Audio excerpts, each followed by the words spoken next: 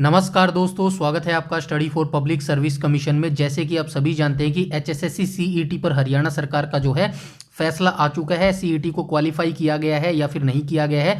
Finally CET को जो है क्वालिफाई नहीं किया गया था और जो है 4 गुना बच्चे को जो है बढ़ाकर 10 गुना बच्चे जो है उसकी पॉलिसी कर दी गई थी। फाइनली जो अब हरियाणा सरकार के द्वारा जो है ऑफिशियल नोटिस जारी कर दिया गया है। ऑफिशियल नोटिफिकेशन के अंदर जो है बताया गया है क्या कुछ इंपॉर्टेंट पॉइंट्स रखे गए हैं सीईटी 2025 के लिए, क्या कुछ अमेंडमेंट किए गए हैं, क्या कुछ जो है चेंज किए गए हैं। ये पर्टिकुलर ऑफिशियल नोटिफिकेशन मैंने आप स्क्रीन पर देख पा रहे होंगे, यहाँ पे ओपन किया हुआ है। अभी कुछ देर पहले ही हरियाणा गवर्नमेंट के द्वारा ये जारी किया गया है। तो इस पर्टिकुलर वीडियो के अंदर हम कंप्लीट डिटेल जान लेंगे क्या कुछ अमेंडमेंट किए गए हैं, क्या कुछ चेंज किए गए हैं, क्या कुछ जो नया सीईटी 2025 वाला होने वाला है उसके अंदर क्या कुछ चेंज आपको देखने को मिलेंगे। तो सीईटी वाले जितने भी बच्चे हैं इस वीडियो को जरूर से जरूर देखिएगा और वीडियो को जरूर से जरूर लाइक और शेयर कर दीजिएगा। तो चलिए स्टार्ट कर लेते हैं बिना किसी टाइम वेस्ट के। तो सबसे पहले आप यहाँ पे देख पा रहे होंगे कि हरियाणा गवर्नमेंट का ये गैजेटेड ऑफिसर जो नोटिफिकेशन है वो मैंने यहाँ पे ओपन किया हुआ है। पब्लिश्ड बाय अथॉरिटी ये किया गया है और यहाँ पे ये देख सकते हैं चंडीगढ़ ट्यूसडे 31 दिसंबर को ये जारी किया गया था और फाइनली जो है नोटिफिकेशन आपके सामने आ चुका है। क्या कुछ चेंज किया गया है वो मैं आपको यहाँ पे बताने वाला हूँ। तो सबसे पहले यहाँ पे मेन पॉइंट जो रहने वाले हैं वही मैं आपको बताने वाला हूँ, अदरवाइज जो है वीडियो काफी लंबा हो जाएगा। यहाँ पे कहा गया है दिस पॉलिसी में be called the policy for recruitment to group C and group D post through common eligibility test 2024। तो इस पॉलिसी को क्या कहा गया है, policy for recruitment to group C and D, मतलब ग्रुप सी और डी के लिए जो कॉमन एलिजिबिलिटी टेस्ट के थ्रू जो ये रिक्रूटमेंट होने वाली है, वैकेंसी होने वाली है, इसकी पॉलिसी कहा गया है। उसके बाद हम यहाँ पे बात करें तो it shall apply to direct recruitment to group C post including the post of police service. मतलब ग्रुप सी के अंदर कौन कौन सी पोस्ट जो है इंक्लूड की गई है, पुलिस सर्विस की जो पोस्ट है वो इंक्लूड की गई है, प्रिजन्स की गई है, होमगार्ड की जो है ये की गई है, एटसेट्रा और भी काफ़ी सारी की गई है। एक्सक्लूडिंग जो है जो नहीं की गई है, मतलब ग्रुप सी के अंदर इंक्लूड टीचिंग पोस्ट जो है वो इंक्लूड नहीं की गई है, एक्स अग्निवीर जो है वो इंक्लूड नहीं की गई है। ग्रुप डी की वो पोस्ट जो which minimum education qualification is below matriculation, जो 10वीं से कम जिनकी जो एलिजिबिलिटी है मतलब क्वालिफिकेशन है उनको भी इसके अंदर इंक्लूड नहीं किया गया है। ग्रुप डी की post employ recruitment and condition, ठीक है। तो ये मैंने बता दिया किन पोस्टों को जो है इंक्लूड किया गया है और किन को जो है इंक्लूड नहीं किया गया है। उसके बाद हम चलते हैं आगे। यहाँ पे ये डेफिनेशन बताया गया है कि इसकी डेफिनेशन का मतलब क्या है, ज़्यादा इंपॉर्टेंट जानकारी नहीं है, फिर भी मैं एक बता देता हूँ फॉर एग्जाम्पल के लिए। यहाँ पे आप देख सकते हैं CET means common eligibility test. CET का मतलब है common eligibility test to be held separately for group C and group D. तो सीईटी एक कॉमन एलिजिबिलिटी टेस्ट इसका नाम है जो कि ग्रुप सी एंड डी के लिए सेपरेटली जो है आयोजित किया जाता है। कंप्यूटर बेस्ड ऑनलाइन या फिर ऑफलाइन कोई भी जो है आपका यहाँ पे कंडक्ट करवाया जा सकता है। उसके बाद हम बात करें यहाँ पे it shall be bilingual conducted in Hindi and English. तो हिंदी और इंग्लिश दोनों में ये जो आपका सीईटी है वो कंडक्ट करवाया जाएगा। उसके बाद हम यहाँ पे 6 पॉइंट पे आए तो group C post means all group C post including the post of police service prisons. ये मैं ऊपर बता चुका हूँ, यहाँ पे बताने की जरूरत नहीं है कौन कौन सी जो पोस्ट है।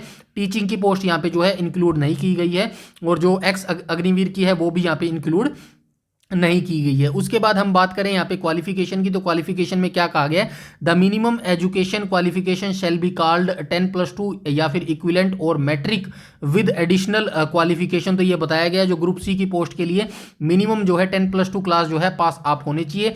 यहाँ पे बताया गया है मैट्रिक विद एडिशनल या फिर 10वीं क्लास आप जो है पास होनी चाहिए विद एडिशनल क्वालिफिकेशन के साथ। Eligibility to appear in CET for group C post, group C के लिए पोस्ट ये रखा गया है। और minimum qualification shall be matric along with Hindi और Sanskrit as one of the subject in matric और Hindi as one of the subject in higher standard और as provision Haryana group D employ. तो ये बताया गया है कि भाई 10वीं में आपको जो है हिंदी या फिर संस्कृत जो है आपका एक सब्जेक्ट होना चाहिए। Minimum qualification shall be matric along with, तो ये बताया गया है 10वीं के साथ जो है हिंदी या फिर संस्कृत आपके पास एक सब्जेक्ट होना जरूरी है। उसके बाद सिलेबस की बात करें तो यहाँ पे देख लेना भाई 75% जो वेटेज है आपका रहेगा जनरल अवेयरनेस, जीके जीएस आपसे पूछी जाएगी, रीजनिंग आपसे पूछी जाएगी, क्वांटिटी एबिलिटी यानी कि मैथ पूछा जाएगा, इंग्लिश पूछी जाएगी, हिंदी पूछी जाएगी। फॉर ग्रुप सी पोस्ट के लिए computer knowledge in additional and, तो कंप्यूटर नॉलेज में कंप्यूटर के भी क्वेश्चन पूछे जाएंगे। यहाँ पे फिर से जो हरियाणा सरकार मान लो या फिर एचएसएससी आयोग मान लो, फिर से एक खेला ये बोला है कि इन्होंने स्पेशली जो है सिलेबस नहीं डिफाइन किया गया है कि कौन कौन से टॉपिक पूछे जाएंगे। फॉर एग्जांपल जैसे जीके जीएस में कौन कौन से टॉपिक आप पूछेंगे, जैसे कि 1857 की क्रांति का टॉपिक आपसे पूछा जाएगा।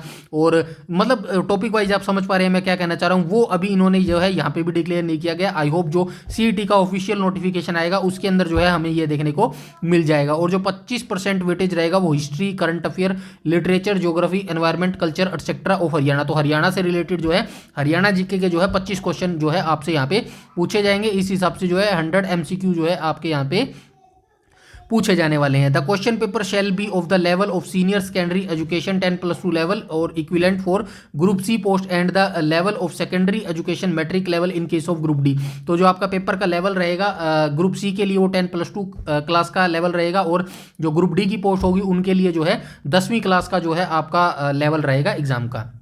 Hindi and English shall be matric level. तो 10वीं क्लास में जो आपका हिंदी और English shall be of matric level, तो ये यहाँ पे बताया गया provided that Hindi and English shall be of matric level. ठीक है, उसके बाद हम आ जाएंगे आगे।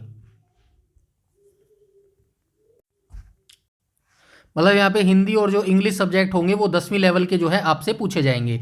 उसके बाद चलते हैं हम रजिस्ट्रेशन ऑफ सीईटी कैसे करना है। ये बेसिक सी जानकारी आप देख सकते हैं, सभी बच्चों को बताया रजिस्ट्रेशन जो है वो कैसे करना होता है। सिंपल सा प्रोसेस होता है। ये फीस बताया गया भाई कितनी कितनी फीस जो आपको लगने वाली है।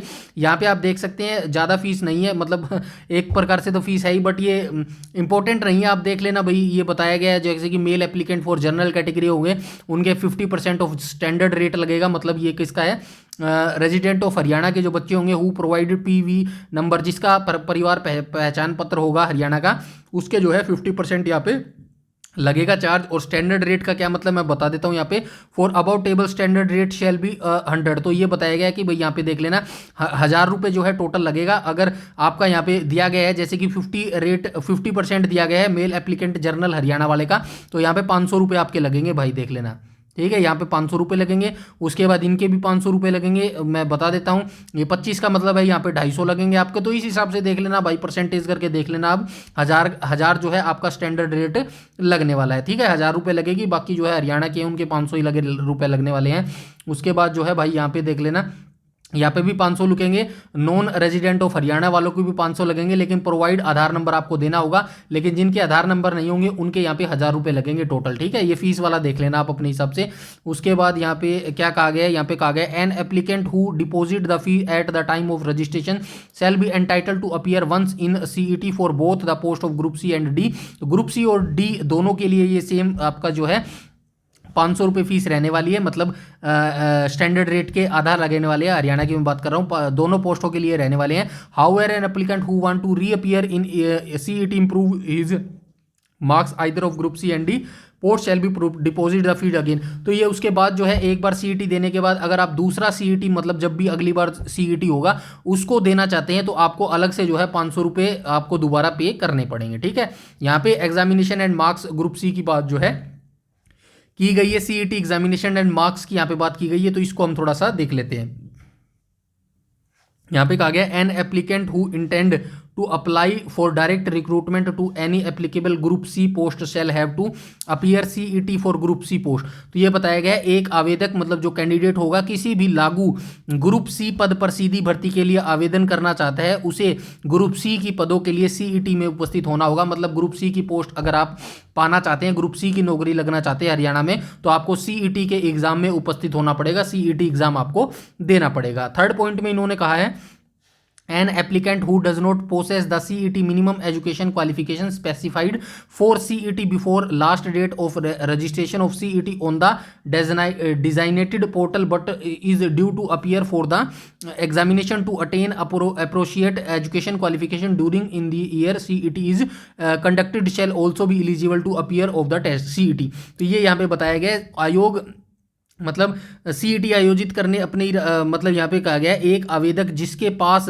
पोर्टल पर सीईटी के लिए पंजीकरण की अंतिम तिथि से पहले सीईटी के लिए निर्दिष्ट न्यूनतम शैक्षणिक योग्यता नहीं है। मतलब जब सीईटी का नोटिफिकेशन निकलेगा उस समय आपको जो है मिनिमम एजुकेशन क्वालिफिकेशन आपके पास नहीं है, लेकिन उस वर्ष के दौरान उचित शैक्षणिक योग्यता प्राप्त करने के लिए परीक्षा में शामिल होना है, सीईटी आयोजित किया गया है, वो भी सीईटी में उपस्थित होने के लिए पात्र होगा। मोटा मोटा ये कहा गया भाई इसके अंदर ये कहा गया है सीईटी का जैसे ही नोटिफिकेशन निकलेगा और उस समय जो है आपके पास मिनिमम एजुकेशन क्वालिफिकेशन नहीं है, लेकिन जिस साल आप भर रहे हैं उसी साल जो है आपकी वो एजुकेशन क्वालिफिकेशन कंप्लीट हो जाएगी, तो भी आप जो है ये फॉर्म को भर सकते हैं। यहाँ पे क्या कहा गया है, provided that the name such applicant shall not be consider for skill and written examination for the advertise post until acquire the minimum essential qualification experience if any specified post by the last date attaining such minimum qualification. ये यहाँ पे ये बताया गया कि भाई उसके बाद जो है आप सीईटी का फॉर्म तो भर देंगे, लेकिन जब उस वैकेंसी का नोटिफिकेशन आएगा जो मेंस होगा आपका एग्जाम, उससे पहले जो है आपके पास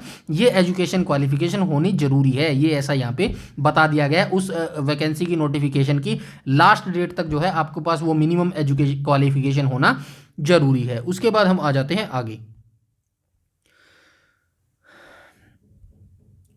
उसके बाद यहां पे कहा गया है 5th पॉइंट के अंदर, every applicant who appear in CET shall be given marks based on his performance in the CET and applicant general category shall have to obtain minimum 50% mark in CET to eligible for skill and written examination of second stage। तो ये बताया गया भाई जो जो बच्चे CET का exam देंगे उसके लिए मेंस एग्जामिनेशन में बैठने के लिए जर्नल की कैटेगरी वाले बच्चों के लिए मिनिमम 50% मार्क्स लेना अनिवार्य है। उसके बाद कहा गया however an applicant of reserve category, जो रिजर्व कैटेगरी के बच्चे होंगे both vertical and horizontal shall receive concession 10%, मतलब जो है 40% यहाँ पे दिया गया है। मतलब जो रिजर्वेशन कैटेगरी के होंगे, ओबीसी वाले होंगे, एससी हो गए, एसटी हो गए, इनको जो है 40% मार्क्स लेना अनिवार्य है। ठीक है, ठीक है। जर्नल वालों को कितना है, तो जर्नल वालों को होगा 50%, और जो बाकी रिजर्वेशन कैटेगरी वाले बच गए जैसे कि ओबीसी हो गया, ठीक है, एससी हो गया, एसटी हो गया, इन बच्चों को जो है 40% मार्क्स लेना यहाँ पे अनिवार्य है। उसके बाद आ जाते हैं हम आगे, और आगे जो है 7th पॉइंट में कहा गया an applicant shall be eligible to reappear in CET whenever conduct on subsequent date and the CET marks shall be revise the applicant improve in the next any subsequent attempts. यहाँ पे कहा गया है CET के लिए जो लिखित परीक्षा में उपस्थित होने के प्रयासों की संख्या पर कोई प्रतिबंध नहीं है। मतलब जो सीईटी एग्जाम है वो कितने भी प्रयास दे सकता है, जो स्टूडेंट्स होगा कितने भी दे सकता है, कोई लिमिट नहीं है। यदि कोई आवेदक जिसने ग्रुप सी पद के लिए पहले ही सीईटी उत्तीर्ण कर लिया है उसके पास अगले या किसी बाद के अवसर पर अपने सीईटी अंकों में सुधार करने के लिए सीईटी में फिर से उपस्थित होने का विकल्प होगा यदि वह चाहे तो। मतलब सीईटी का एग्जाम वो कभी भी दे सकता है अगर अपने अंकों में सुधार करना चाहता है। जैसे कि सीईटी 2025 वाला एग्जाम होगा, आपके मार्क्स आ गए 60% और उसके बाद जो है 2026 में फिर से सीईटी आ गया, तो आप अपने जो मार्क्स में सुधार करना चाहते हैं तो आप फिर से जो है सीईटी का एग्जाम दे सकते हैं, ऐसा यहाँ पे बताया गया है। ठीक है, उसके बाद 8th पॉइंट हम देखें तो यहाँ पे 8th पॉइंट में क्या कहा गया है, यहाँ पे कहा गया है 8th पॉइंट में there shall no restriction on the number of attempts, ये मैं बता चुका हूँ। The CET marks obtained by the applicant shall valid for period of 3 years from the date of declaration of result CET। तो ये बताया गया जो आपका CET मार्क्स होंगे ऑब्टेन्ड, जो आप CET के एग्जाम में प्राप्त करेंगे मार्क्स, उनकी जो वैलिडिटी होगी वो आपके जो CET का रिजल्ट आएगा उससे 3 साल तक जो है आपकी वैलिडिटी रहने वाली है, ऐसा यहाँ पे जो है बताया गया है। उसके बाद CET examination marks and group D post, ये भी सेम रखा गया है। जो मैंने ग्रुप सी के यहाँ पे जो मार्क्स एंड जो ये बताए हैं ना, क्या बताया, मार्क्स एंड एग्जामिनेशन के बारे में 10 पॉइंट्स बताए हैं, सेम ही ग्रुप डी के लिए रखे गए हैं। ज़्यादा कुछ नहीं है, जो मैंने ऊपर बताया सेम ही ये ग्रुप डी के लिए रहने वाला है, कुछ अलग नहीं रहने वाला, तो इसमें बता के टाइम वेस्ट नहीं करना चाहिए। उसके बाद हम आ जाते हैं आगे, पॉइंट नंबर ये कौन सा है, process for recruitment group C post, ये तो हो गया ना। अच्छा, ये प्रोसेस बताई गई है यहाँ पे, ठीक है, इसको भी हम देख लेते हैं, कोई बात नहीं।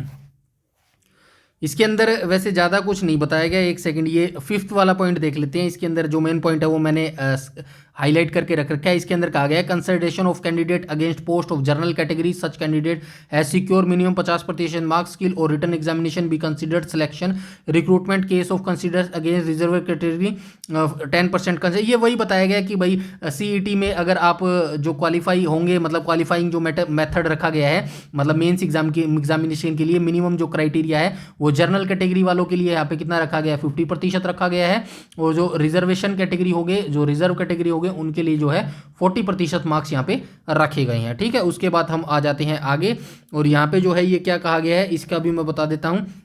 जो ब्लैक अक्षरों में हाईलाइट लिखा गया है, कमीशन रिजर्व द राइट, यहीं पे जो है आयोग ने खेला खेला है। यहाँ पे क्या खेला खेला है वो मैं आपको बताता हूँ।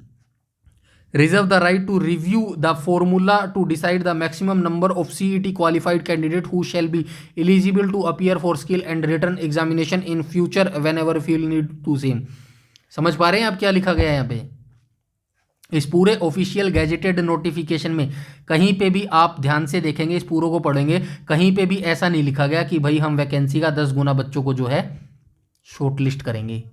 यही तो इनकी पॉलिसी है, आप समझ नहीं पा रहे। अभी इन्होंने यहाँ पे कहीं भी नहीं लिखा ताकि आगे जाके कोई हाई कोर्ट में ये याचिका ना लगा दे कि सर देख लीजिएगा इनके ऑफिशियल गैजेटेड नोटिफिकेशन में 10 गुना लिखा था लेकिन इन्होंने 10 गुना बुलाए नहीं। अब इन्होंने यहाँ पे ये लिखा है, ये जो 3 लाइन इन्होंने ब्लैक हाईलाइट की है, इसके अंदर मैं बता देता हूँ हिंदी में ये लिखा गया है, आयोग जो HSSC आयोग होगा भविष्य में जब भी आवश्यकता महसूस करेगा कौशल और मतलब जो स्किल होगा, स्किल टेस्ट होगा जिन पोस्टों के लिए या फिर लिखित परीक्षा में बैठने के लिए, मेंस एग्जाम में बैठने के लिए सीईटी अर्हता प्राप्त उम्मीदवारों की अधिकतम संख्या तय करने के लिए फार्मूले की समीक्षा का अधिकार सुरक्षित रखता है।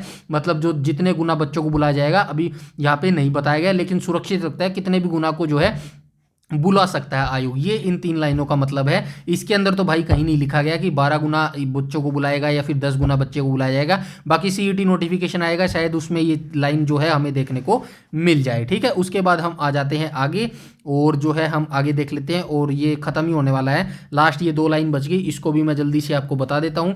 ये वैलिडिटी ऑफ सीईटी मार्क्स के बारे में बताया गया है, improvement bye applicable.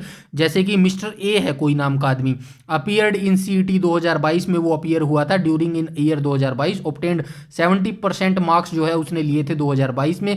He appeared again in CET 2023, वही बच्चा जो है दोबारा से सीईटी 2023 में बैठा बच्चा, to improve his marks because he was not appointment against में any post till the date. तो 2022 में जब उसके 70% थे वो किसी भी पोस्ट पर नहीं जो है लगा और उस डेट तक। उसके बाद उसने सीईटी 2023 दिया जिसमें now he obtained 85% mark in the CET 2023। तो 85% मार्क्स उसने जो है सीईटी में प्राप्त किए। Validity of highest mark 85% of mister A will concern from the date of declaration of result CET 2023 up to next 3 year up to the date further improve marks in CET whichever is earlier. तो ये बताया गया भाई जो भी आपके highest marks होंगे उसी को कंसिडर करेगा आयोग अगले 3 साल तक। समझ गए आप बात? सेकेंड पॉइंट में समझेंगे, यहाँ पे समझिएगा। एक मिस्टर ए की बता दी, अब मिस्टर बी है। इन्होंने सीईटी 2022 का एग्जाम दिया, 2022 में इनके कितने मार्क्स बने? 84% मार्क्स बने। और इसके बाद यही बच्चा जो मिस्टर बी था ये सीईटी 2023 में बैठा। 2023 में इसने कितने अंक प्राप्त किए? तो इसने किए 75% जो है अंक प्राप्त किए। The validity of highest mark 84%। तो यहाँ पे आप समझ रहे हैं जो भी आपके हाईएस्ट मार्क होंगे उसी को काउंट करेगा आयोग। 84% को ही 2022 वाले को ही यहाँ पे काउंट करेगा। जो 75% मार्क्स लिया आपने 2023 में उसको काउंट नहीं करेगा। रिमेन इम्पैक्ट कमर्स है period of 3 year from date declaration of result. तो सीईटी के रिजल्ट के डेट से 3 साल के लिए जो है आपका वैलिड वो रिजल्ट माना जाएगा। तो ये ऑफिशियल गैजेटेड नोटिफिकेशन था HSSC हरियाणा सरकार के द्वारा जो अब जारी कर दिया गया। सीईटी का नोटिफिकेशन भी जो है आपको इसी हफ्ते आपको देखने को मिल जाएगा। तो आप अपनी तैयारी अच्छे से करते रहें, लगातार तैयारी करते रहें। और इस नोटिफिकेशन के बारे में आप कुछ कहना चाहते हैं तो डेफिनेटली आप कमेंट सेक्शन में कमेंट कर सकते हैं। और हरियाणा के प्रीवियस ईयर क्वेश्चन हम बहुत जल्द शुरू करने वाले हैं, तो चैनल को ज्वाइन कर लीजिएगा, वीडियो को लाइक और शेयर कर दीजिएगा। इस वीडियो में इतना ही, तब तक के लिए धन्यवाद।